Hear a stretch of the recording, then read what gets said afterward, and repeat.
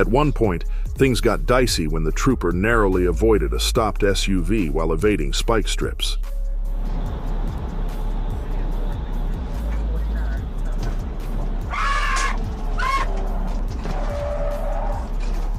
A near miss, but he kept his cool and stayed on Rodriguez's tail.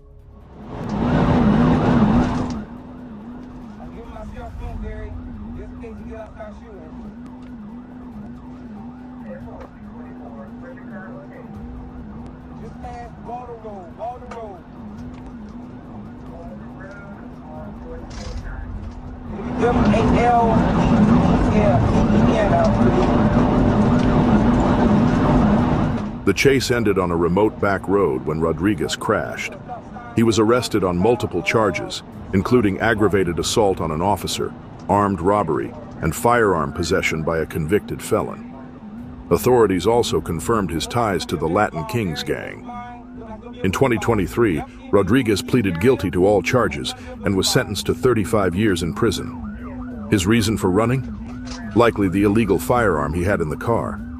But in the end, there was no escaping justice.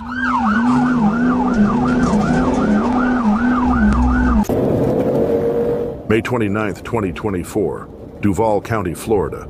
A quiet patrol on I-95 turned chaotic when a white Ford pickup blew past, fleeing from St. Johns County deputies. With the chase crossing into Duval County, an FHP trooper joined the high-speed pursuit.